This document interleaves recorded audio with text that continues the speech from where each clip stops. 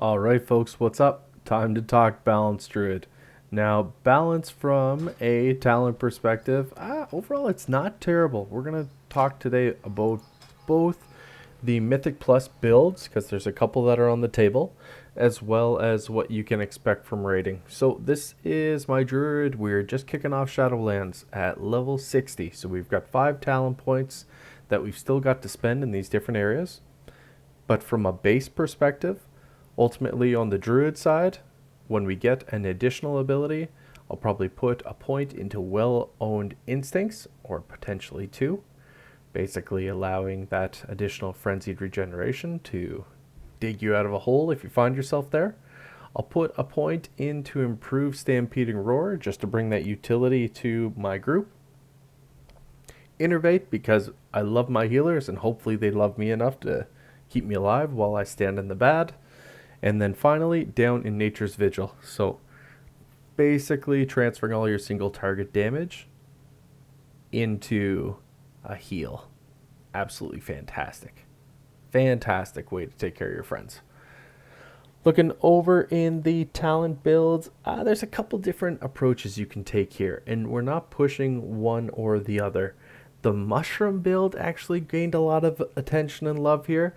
Certainly in Mythic Plus, kind of pushing all the way down until you're able to pick up Fury of Elune. And Fury's been with us for a very long time, as well as New Moon, but Fury, from a Mythic Plus standpoint, is where you want to go, just because of its area of effect damage that you can anticipate there. When we look at the rest of the tree, we're basically going to go right here. We will jump, and you've got a choice. Convoke is always the sexy one. I'm sure all the balanced druids running arenas will load up on it. Our recommendation for Mythic Plus is actually go with the Incarn. Basically having that improved version and be able to drive up a 10% increase to your critical strike chance for 30 seconds makes a huge difference here in how we're able to just drop serious crits all over a mob. Alternatively, you can play with this a little bit differently. You can go down with your next point to Elune's Guidance.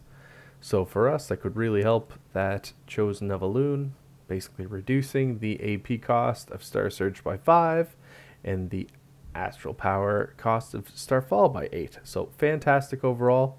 And then finally, we pick up the Balance of all things. So entering Eclipse increases your critical strike chance with Arcane and Nature spells by 16%. Really fun from a Mythic Plus perspective.